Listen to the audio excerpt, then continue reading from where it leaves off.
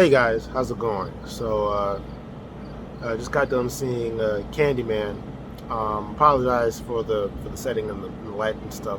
We're actually in the middle of a move right now, but I wanted to talk about Candyman after just now seeing it. It's directed by DaCosta, and it was written by her and Jordan Peele and one other person. I can't remember his name, but I to be I, after seeing Candyman, I actually did enjoy it. I didn't, there's a lot of reviews kind of happening right now, going back and forth with Candyman, and people are sort of I'm seeing a lot of mixed receptions to the movie. And let me just, I wanted to give my own take on it. This movie is sort of like a spiritual sequel to it, and what it's about is pretty much the legacy of Candyman that sort of came up after this guy sort of told a story about how once upon a time there was this Candyman back in Community Green and stuff, and it pretty much led Yahya's character, who happens to be a painter, he's an artist, to create this art piece for a gallery. And as it turns out is that the more he got into this research about it, the more he started to realize how real the legend is. And that's kind of like just the gist of it. And then, he realized how dangerous it is, and how he awoke and things like that. One of the things that I did like about the movie was the fact, for one, it's shot beautifully. I love the way Nia DaCosta frames certain shots, especially with the location shots. I really, really did appreciate how they shot Chicago the way I remember it. Because back when the first Candyman came out, it was kind of placed in that '90s Community Green sort of era, in a sense. And so, me watching this film now, it just reminded me of how things used to look and stuff, and it was a good nostalgia feel, especially if you're from Chicago, if you're a Chicago native and stuff. And I really loved her set pieces. I thought she did a really good job at just showing areas of downtown and areas of the modern Community Green of today, and just all of it. I thought I really loved it. And also the acting too. The acting was pretty good. I did. There's one character in particular. He's kind of plays off as the comic relief for the film, and I felt like he was every black person's thought process. Like anytime a black person watches a film or something like this, and they always say some, common colloquialism like, we don't do that, or what the hell is this? He was the person kind of saying all that kind of stuff, and it just gave me laughs, man, because I almost felt like as if he was just taking the words right out of my mouth. You know what I mean? But I thought he was actually pretty cool. And I appreciated it. And one of the things that I did like too was there was some social commentary in here that speaks to, whatever, a lot of stuff that we're talking about right now. And I did like the way they use Candyman's presence as a way to speak to what's happening right now, especially in terms of police brutality, things like that. I actually thought it was pretty clever how they tied it into in historical in historical pastings when other black men would get killed and things like that. And I was just watching it, and I just realized that it's not bad the way they tried to incorporate that. It's actually thought it was pretty creative. The reason why I thought that was so clever was because, there's this log line for the movie about how, say his name or something like that. And I didn't really get this until I actually saw the movie, but say his name, in regards to the movie, it was more like this way of sort of trying to say his name, and if you say it enough, you're gonna bring the spirit back to, haunt you through the pain and stuff, things like that. And for the movie, it's fine. But I remember telling my wife that, it reminded me of the things that are happening today, where you have somebody died at the hands of the cops or something, and then his name trends on Twitter or on social media or whatever, and then somebody will make a post about how what happened was awful, blah blah blah, hashtag say his name, hashtag the name being stated. And I mean, I just thought it was clever. I thought it was I didn't roll my eyes at that. I thought it was a clever way to kind of just incorporate that kind of stuff, and it sort of made me think, and like, okay, they're trying to address shit that's been going on for forever, and I can get that. But I want to talk about the things that I didn't like as well. One of the things that I didn't like was some of the social commentary was a little too on the nose. Me watching it, I wasn't too surprised at all to see all that. Some of the social commentary, one of the big things that they talk about was the gentrification. And honestly, I just rolled my eyes. I was just like, oh my God.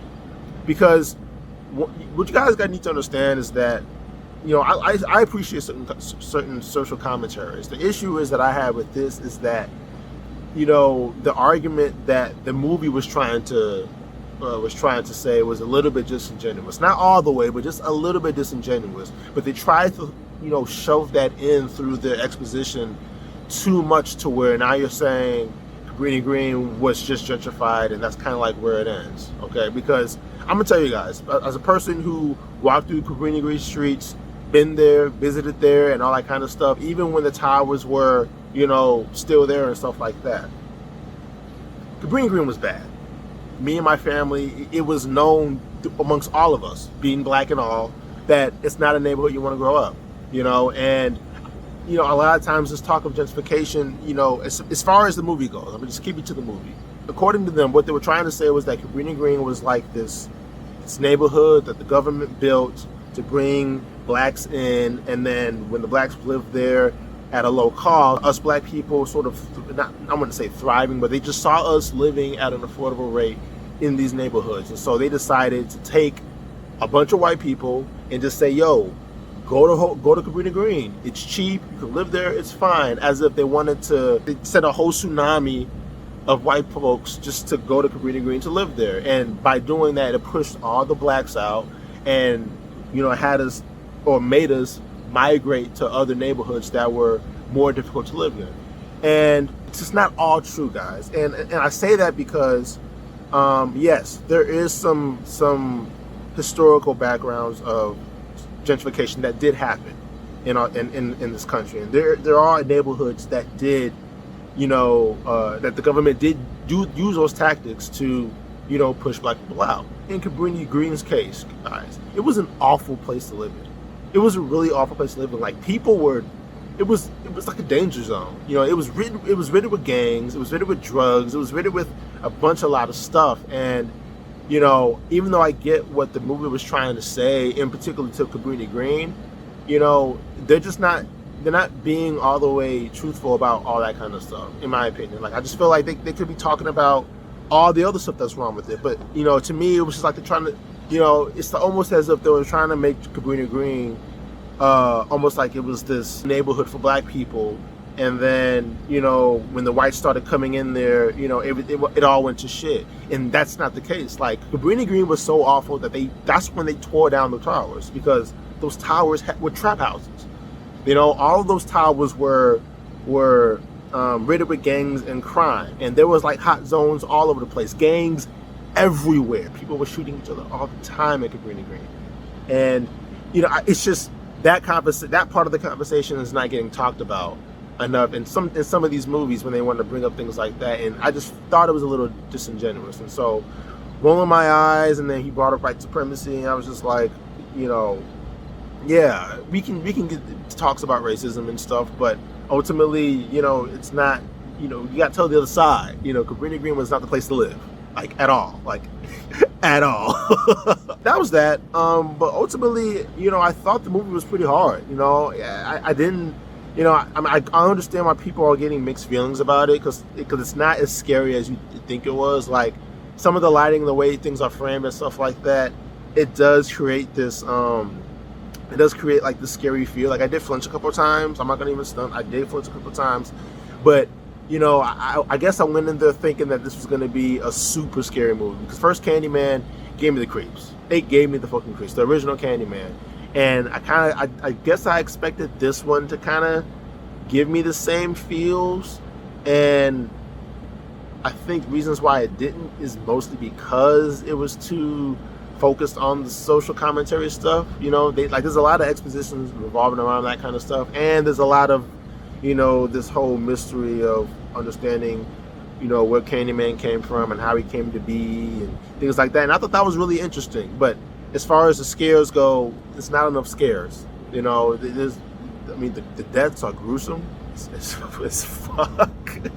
Like, extremely graphic in that regard. You know, I didn't lose sleep over it. And I kind of just expected that in a little case. Now, I'll be real with you. I ain't never saying Candyman's name in the mirror, like, on some real shit. You ain't never gonna catch me, you know, saying his name 5 times nowhere. You know what I mean? That's just from the jump. I've been like that since the first one came out. Like, those Bloody Mary games, Candyman games, I am out. But yeah, the movie could have been scarier, I thought. If I wanted to give it a score, I'll probably give it a 7.25. I mean, it wasn't bad. You know what I mean? I guess I thought it was gonna scare me more. And the violence is dope. You know, I'm a big gore fanatic. Violence was cool. Just, you know, too much exposition. It's a slow burn too. So I mean, I didn't get bored because the story was at least compelling. I'm sorry. And another thing too is that, you know, Candyman, it's more cerebral than I thought it was going to be. You know, like going in, even with the first movie, the first original '93 Candyman. It wasn't. I didn't expect these movies to be as heady and cerebral as they are. You know, I thought they were going to be just kind of like typical slasher films, like Nightmare on Elm Street. You know, the Jason movies, Mike Myers, stuff like that. And you know, Candyman is more like there's just more meat to it. You know, and there's a lot of themes in there that actually makes you think about things. Even with the first one, you know, the way they tell the story, like sometimes, like these movies, you have to watch them again, if that makes sense. You know what I mean? And I think that's what makes Candyman so unique, because it's set in an urban environment where movies typically that take place in an urban environment, especially the horror ones, are not good at all. Gee, like they are so surface level. And like I've seen a lot of bad horror movies like Tales of the Hood and you know vampires. Y'all remember that? Vampires? You know, and a lot of those films are not good. And so having Candyman be something like that, but have something to actually say, I thought was actually pretty dope. So this sun is blazing my fucking scalp, dog. This is crazy. But that's my take on Candyman. I hope you guys enjoyed that. If you like this video, hit the like button. If you love this video, hit subscribe. And I'll see you guys on the flip side. All right, peace.